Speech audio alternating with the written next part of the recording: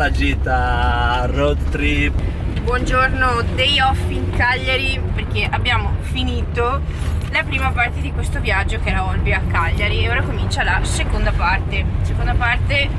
La infinita, la più bella parte della Sardegna. Però ci siamo dovute riposare, almeno io. Frankie sarebbe arrivata a finire Alaska senza problemi. Adesso andiamo in spiaggia, andiamo a vedere un po' Cagliari, domani si riparte. La vita poi si apre anche. E insomma, avete capito che in questo episodio vi portiamo alla scoperta di un trail nato da poco, un trail che non vuole solo stupire con i paesaggi da cartolina, beh sì, forse un po' anche quello, ma che ti fa entrare in una Sardegna che in pochi raccontano davvero, fatta di strade secondarie, di paesaggi lontani dai flussi e soprattutto di persone che la vivono ogni giorno e che la raccontano con i loro occhi. Ma prima di tutto... Cos'è sta Sardegna infinita? In breve. Meno di 5 minuti. Sì, vedere dietro, che dietro c'hai tutta la mappina che così, voilà! Noi partiamo dal Bike Hub, che siamo qua. Oggi siamo in direzione Armunjab. Poi dovremo andare ad Orroli. Poi facciamo tutto questo giro Selegas, da Selegas, San Priamo. Ritorniamo dove siamo state qualche giorno fa e poi facciamo non più questa, ma faremo la costa per ritornare a Cagliari. Un po' qua. Aspetta che sennò... Sardegna Infinita è un percorso gravel a forma di infinito che passa nell'entroterra e ti porta a conoscere delle realtà di cambiamento, realtà ecosostenibili, realtà da cui ispirarsi. Quindi non è soltanto un percorso in bici, ma un percorso in bici che ti porta a conoscere tutta una serie di un circuito e progetti locali. Quindi ed è un viaggio infinito perché non solo lo pedali, ma quando finisci di pedalare inizia un altro viaggio, quello interiore, quello dentro di te che poi ti porta a fare i click nella testa.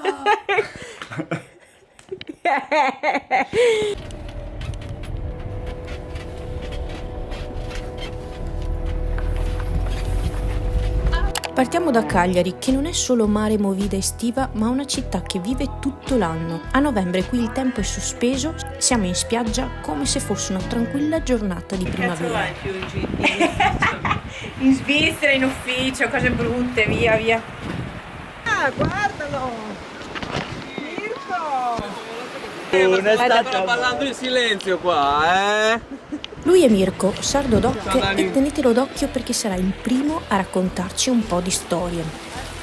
Oggi non c'è nessun chilometro da fare, non c'è nessuna traccia da seguire. L'ozio è una parola che abbiamo imparato a vedere come qualcosa di sbagliato, come se fermarsi fosse una colpa. L'ozio invece è quel momento in cui il corpo recupera e la testa smette finalmente di correre più veloce delle gambe. Semplicemente siamo qui a non fare niente e a lasciar decantare tutto quello che è successo finora.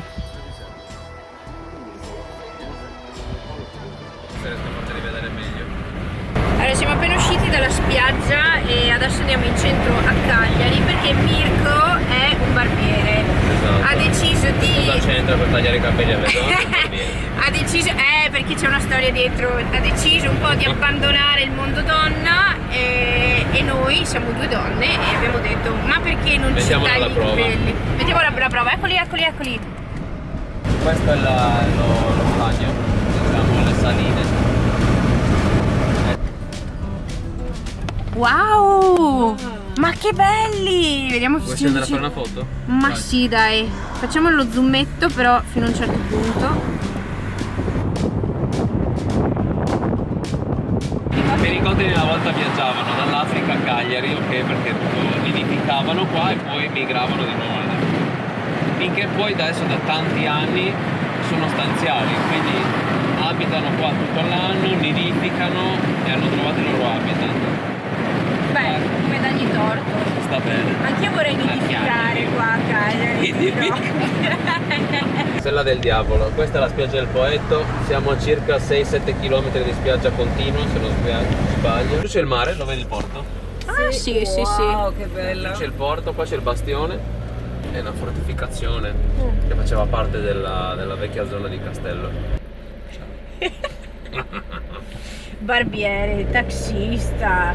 Di tutto. Allora lasciamo in descrizione il numero di Mirko, così se avete bisogno a Cagliari.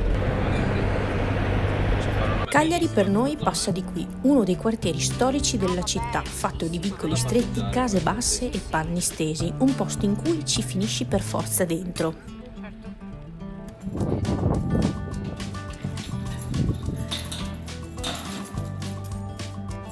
Ciao Giuseppe.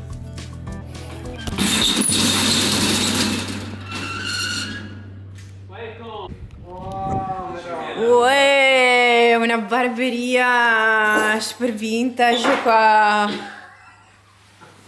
Che figata!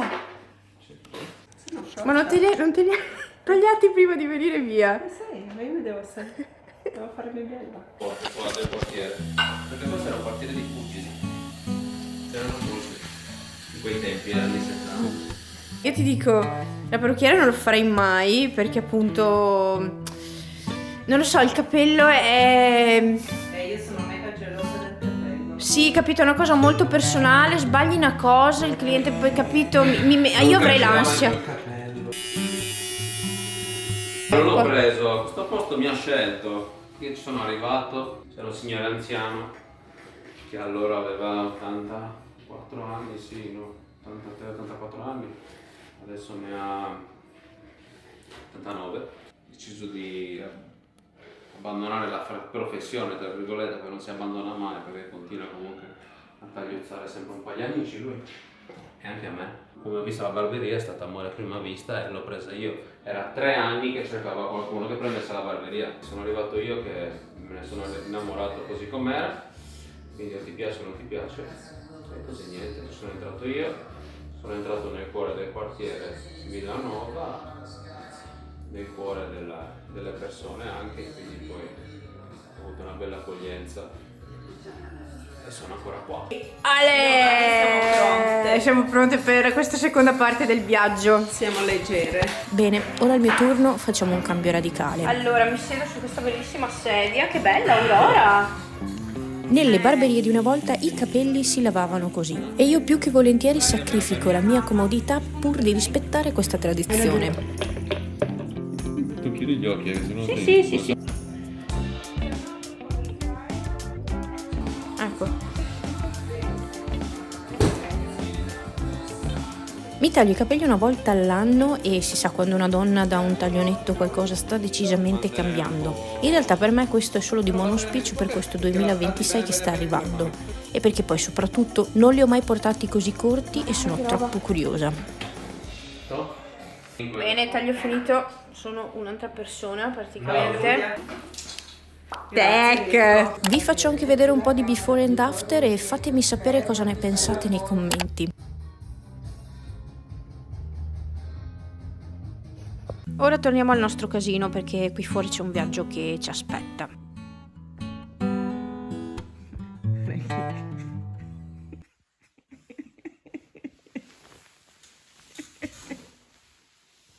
Buongiorno, oggi siamo pronte per ripartire per questa seconda parte di questo viaggio. Là in fondo si vede la Stella del Diavolo, si vede un po' Cagliari. Oh, ecco il Goodman! Ecco le cicliste che stanno per partire per Sardegna Infinita. E niente, sono le 8:53, conviene partire perché sennò la Frankie vi lascia indietro. Frankie, tu sei pronta? Sì. Dai, ciao ragazze. Ciao! Buona Sardegna Infinita. Oggi Frankie non ha grosse speranze di arrivare in orario. Io sono arrivata già cotta dalla prima parte e sono estremamente fuori allenamento, lo ammetto. Ma poi mi succede una cosa strana. La fatica non sparisce ma smette di farsi sentire. La testa si sposta altrove. È come se si aprisse qualcosa, un mondo nuovo e un capitolo diverso. È una sensazione veramente difficile da spiegare ma è chiarissima quando la vivi. È quella strana magia in cui capisci che sei esattamente dove dovresti essere. Si sale a San Nicolò Gerei. Ale ale!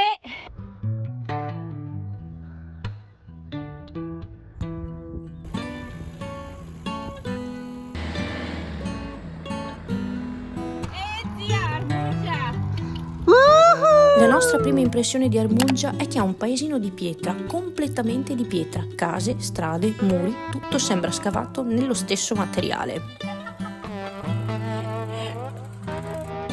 Vai, ridillo. Ridillo. Subito. Ciccia, oggi sei stata molto brava. Allora andiamo a fare un giretto per Armungia, poi torniamo qua a casa Gidela, hanno un po' di storie da raccontarci, ma lo faremo per cena. Armungia è un piccolo paese dell'entroterra sardo, è conosciuto principalmente per essere il paese natale di Emilio Lussu, scrittore politico antifascista, e in qualche modo questo posto ha ancora quell'idea lì, quella di resistere.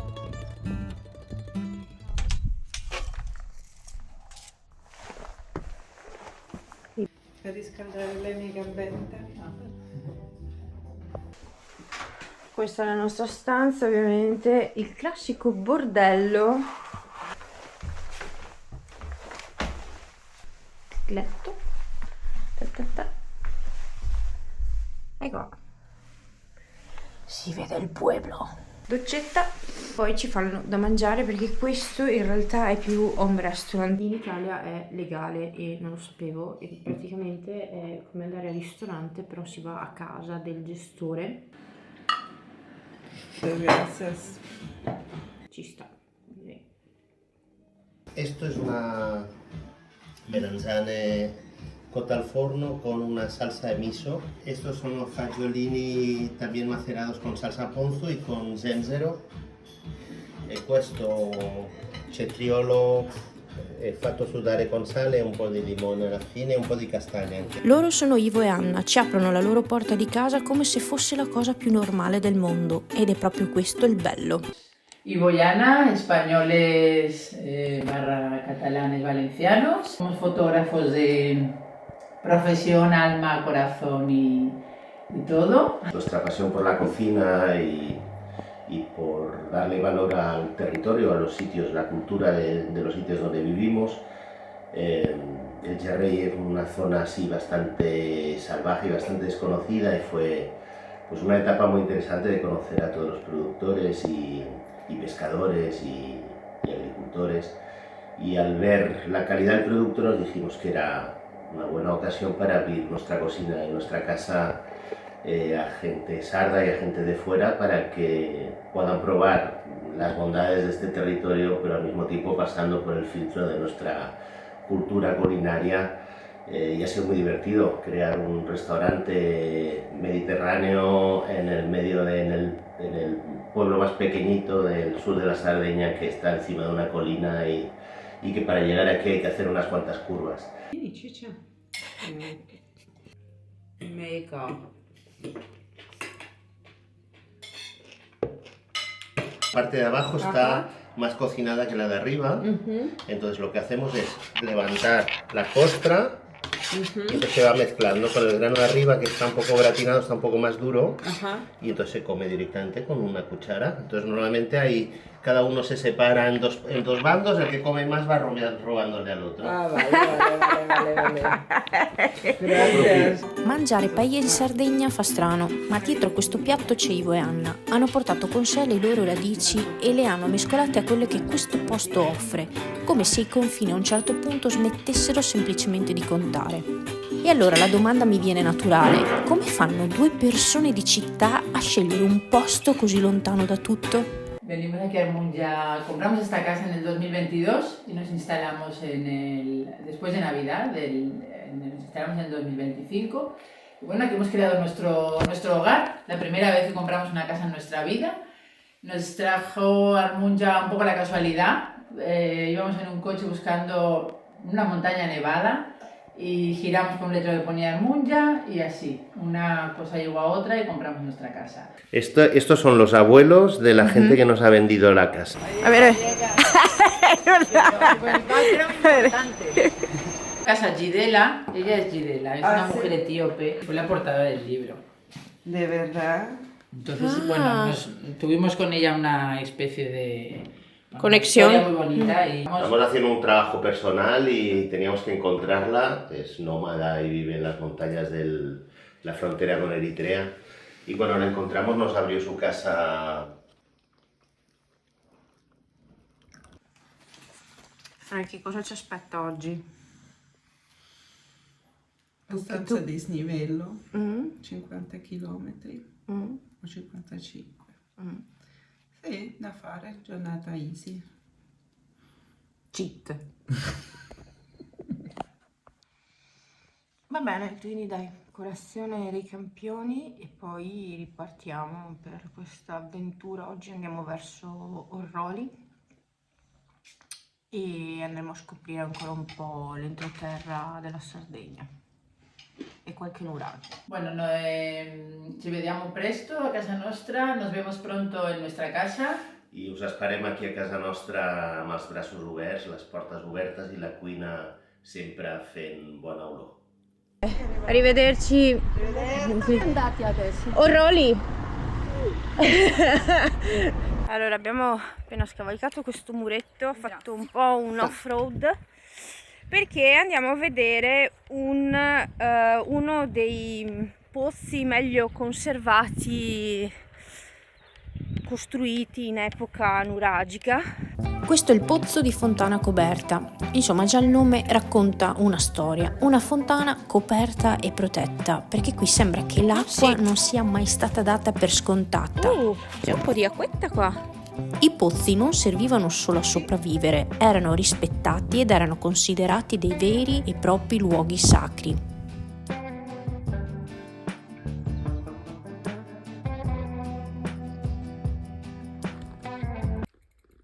Faccio fatica qua io.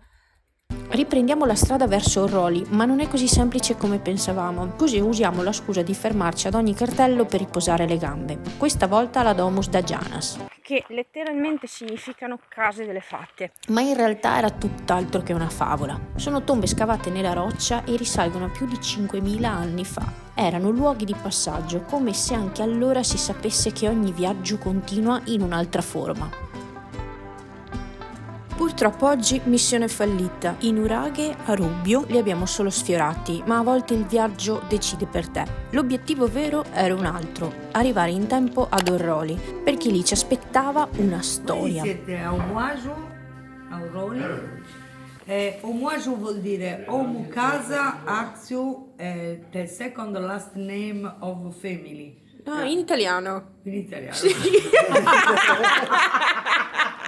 Omuajo vuol dire Omu Casa Axio, è il cognome della famiglia, vuol dire Vargio in italiano. Ed il signor Vargio era proprio lui, Agostino. È il proprietario della casa che ci apre le porte per la notte, quelle porte che non si aprono solo per dormire, ma soprattutto per ascoltare. Riguardo all'albergo diffuso, è la fattoria che è appartenuta alla mia famiglia da più di 3 secoli. 25 anni fa l'abbiamo restaurata, è diventato un albergo diffuso. È il primo albergo diffuso, un modello di ospitalità, cercando di recuperare all'interno dei piccoli borghi, dei piccoli centri, le strutture diciamo, esistenti per metterle a ricettività alberghiera, 2, 3, 4, 5 stelle. Pensate che dopo 25 anni attualmente ce ne sono 250 in Italia, poi ce ne sono circa, ne hanno aperto 4 in Giappone l'anno scorso, ne hanno aperto in Francia, Spagna, Croazia, quindi è stato un modello che abbiamo esportato dalla Sardegna nel resto del mondo. Noi siamo una Blue Zone in Sardegna, questa località Orroli è un paese conosciuto oltre che per i laghi e i nuraghi, per il fatto che la popolazione vive a lungo e ci accomuna a tante altre popolazioni, per esempio in Giappone, che vengono spesso, sono venuti 3 mesi fa a studiare un po', da noi sono venuti proprio qui in questa struttura. Al pecorino sono due degli elementi che fanno sì che la popolazione qui in Sardegna viva a lungo. Agostino ci accompagna nel museo di famiglia dove ci sono tutti gli oggetti tramandati da generazioni, custoditi con una cura davvero maniacale. Qui il passato non è tanto nostalgia quanto presenza. Mio padre e mia mamma, il costume di Orroli, da circa 300 anni, e si usava anche per sposarsi, oltre che per partecipare alle sfilate delle feste. Altra cosa importante, nei paesi dell'interno la figura femminile è la più importante, cioè il matriarcato da sempre, quindi lei decideva l'educazione dei figli, la governance della casa, insomma la donna è una figura rilevantissima da sempre, decideva quasi tutto lei. L'hai preso? Sì, sì. L'hai preso?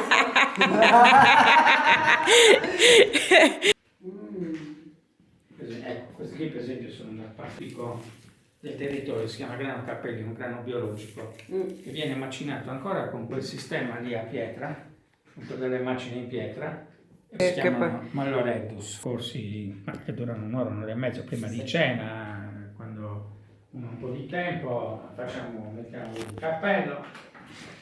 Vediamo. Facciamo le ricette tipiche. Che bello! E insegniamo alle persone a fare insomma un po' di pasta. Cosa? Sai cos'è? Che gli altri, la sorella e la mamma, sono da LGBT. Ti sei cambiata? Abbiamo una nuova ciclista.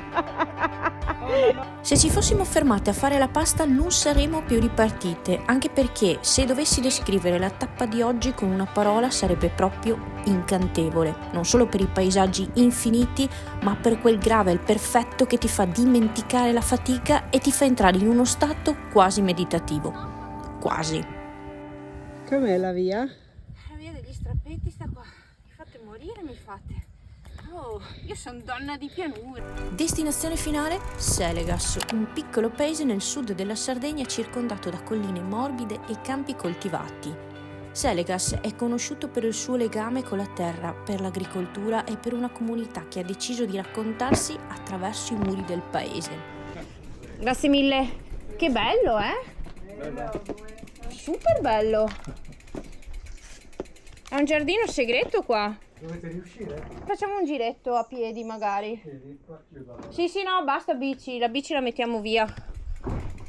Camminando per il centro, le strade diventano un percorso narrativo. Negli anni molte facciate sono diventate tele, murales che parlano di vita contadina, di tradizioni, di lavoro quotidiano e di memoria collettiva.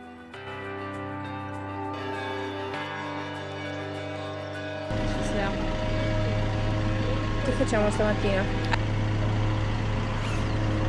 Pedala! Penultimo giorno di pedalate in Sardegna. Oggi è una giornata bellissima di sole, ma il meteo dice tutt'altro, quindi staremo a vedere. Frankie dice che non piove. Io ho guardato il meteo, vediamo chi vince. 17! Io sono cotta.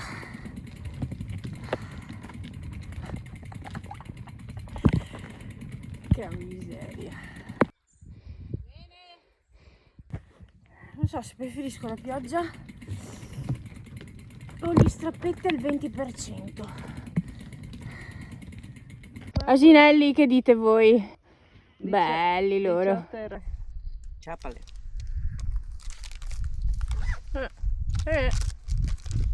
Oggi sono finita, già in partenza.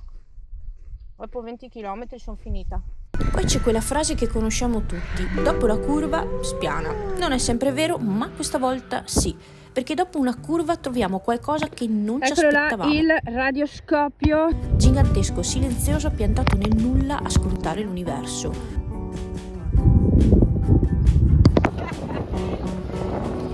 Giulia passa le mattinate a dirmi che temporale c'è. Però guardate un po', c'è sole. Dove ce l'abbiamo? Alle spalle, fai vedere dietro che cazzo di nero che c'è. Non è che mi invento che temporale. Boia, è bellissimo. Sì, vamos. Sarà un freddo birichino. La sfida piove o non piove oggi l'ho vinta io, fiducia nel meteo fino a un certo punto, ma ogni tanto ci azzecca e poi, diciamolo, non può piovere per sempre.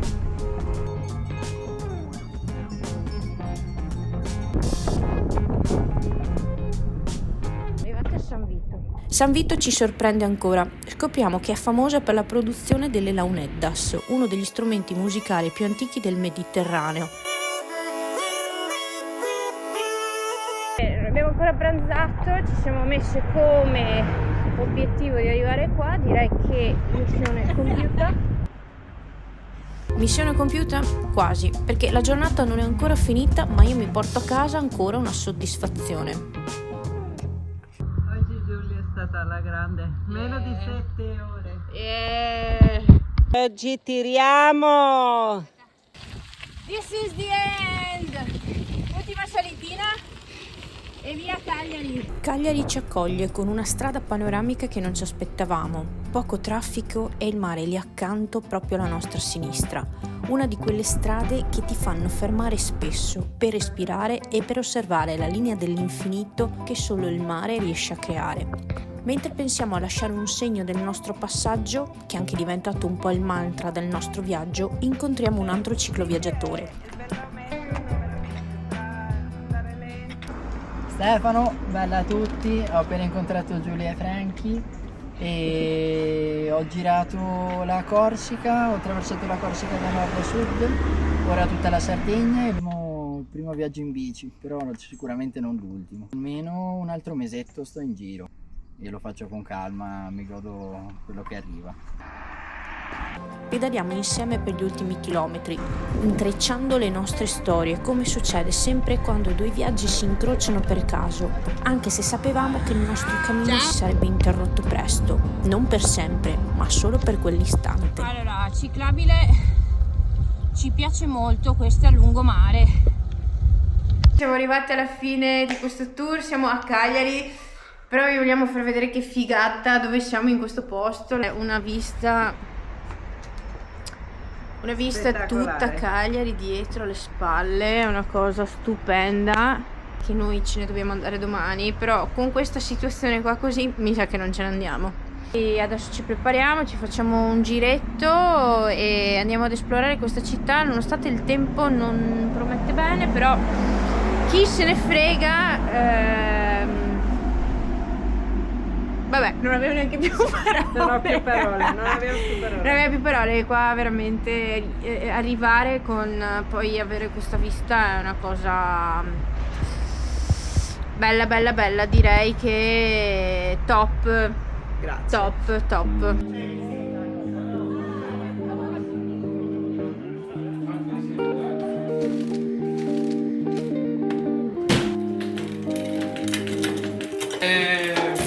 Sono Cristian, sono dal Cile, sono arrivato in Sardegna 5 anni fa, sono un meccanico di biciclette, questo lo faccio da ben 20 anni. A Barcellona lavoravo come meccanico anche e ci siamo trasferiti insieme al mio compagno 5 anni fa perché volevamo un po' vivere nell'isola, in una situazione più tranquilla. Barcellona molto bella, siamo stati molto bene, però è diventata una città molto caotica. E qua ho scoperto il mondo del cicloturismo, perché a Barcellona facevo un altro tipo di meccanica, diciamo, più di produzione. Io per esempio come host dei cicloviaggiatori, quando arrivano qua in officina o gli serve qualche cosa, un aiuto, mi trovo dall'altra parte e sono molto curioso di chiedere cose, e quindi mi immagino che anche per loro arrivare a un posto dove la gente ti chiede cose deve essere molto bello. Che la gente qua in Sardegna per esempio ti ferma nei paesi, no? Quando ti vedono in bici ti vogliono chiedere cose, perché il turismo in Sardegna normalmente va alla spiaggia, no? È un turismo d'estate, spiaggia, chioschetto.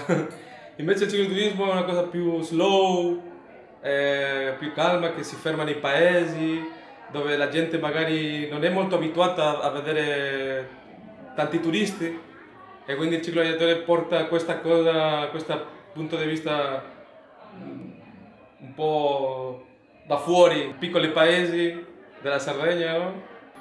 Ok, credo che così va bene, no? Torniamo nei luoghi che avevamo lasciato inesplorati all'inizio, come i quartieri di Villanova e il Bastione, da dove riusciamo a vedere completamente la città dall'alto. L'abbiamo vista ieri. Questa volta c'è Katie con me. La leggenda della Stella del Diavolo narra che quando Dio cacciò via il diavolo, cadette e si siede nella conca. Sarebbe la seduta di come il diavolo è stato cacciato dal paradiso. Parlo al singolare perché Frankie decide di pedalare ancora per la città. Io invece mi prendo il tempo di camminare un po'. E dopodiché continua sempre evoluzione. Sono Katie, ho aperto da poco una ciclofficina che non vuole essere solo una ciclofficina ma anche un centro culturale, un hub per tutti i ciclisti che lo possono vivere, far rinascere, proporre loro idee, un centro, anche un modo per incontrarsi. Sono l'unica meccanica donna a Cagliari, ancora non mi capacito di questa cosa, che sono veramente pochissime le donne in Italia che si occupano di aggiustare biciclette. Ho avuto un po' di difficoltà anche con i fornitori. Inizialmente molti clienti appena mi vedono che sono una donna hanno un po' di titubanze perché non ci si è abituati ad avere una donna che utilizzi le chiavi, gli attrezzi, ti sistemi le cose. Siamo solitamente, una cultura abituata a vedere un uomo che sin da piccolini li mettiamo lì a dividere giocattoli, uomini e donne, no? Prima si poteva entrare, la gente si arrampicava. Lui è il soggio di Cagliari, uno degli alberghi più antichi e monumentali di Cagliari. Siamo ai giardini pubblici. Adesso stanno mettendo le protezioni per non farlo più, non arrampicarsi sopra, perché era il gioco preferito di tutti i bambini. Quello che vedevamo dalla terrazza di casa si fa sempre più vicino. Castello è il cuore antico di Cagliari, una cittadella fortificata che per secoli ha osservato il mare e chi arrivava da lontano. E ora che lo attraversiamo a piedi sembra quasi di chiudere un cerchio. Perché da anni sono impegnata come attivista e dovevo trovare una mia via. La mia via non era quella dei cicloviaggi che sì, bellissimi, niente da ridire per le persone, però la mia vita è mezza di attrezzi. Io sono proprio super a mio agio, mi piace così, diventa veramente un modo per accogliere le altre persone, perché io, anche se non vado in viaggio, mando le altre bici in viaggio. Così. Frankie, cosa stai mangiando? La pizzetta foglia di Cagliari. Grande, vai. Ma bando alle ciance, è arrivato il momento di tornare a casa. Il problema è uscire da qui prima. Tirala fuori. Dai, tirala fuori. No! Tirala fuori. Siete bastardi. Femminista, dai. Guarda, dai, no. Adesso tu mi arrangia. Aiutala, che se no non usciamo più, ecco. Direi che siamo arrivati alla fine di questo viaggio, abbiamo fatto 10 ore di nave, siamo partite alle 8, che ora è stamattina? Alle 8:35 con il treno, arriveremo a casa alle 6. Cioè lei deve andare a Zurigo, io devo rientrare in Veneto e comunque arriviamo alla stessa ora, quindi se andavo a Zurigo era la stessa cosa. Questo è il nostro ultimo shot of happiness, perché Frankie dice sempre che nella vita ci si rivede almeno 2 volte. Questa cos'era, la terza? Sì, dai, io vado verso Verona, poi verso Zurigo e niente, spero che questo viaggio vi sia piaciuto, che andate a scoprire anche voi la Sardegna, che è un posto meraviglioso. Per la bici è una cosa stupenda. Ci vediamo alla prossima avventura. Ciao!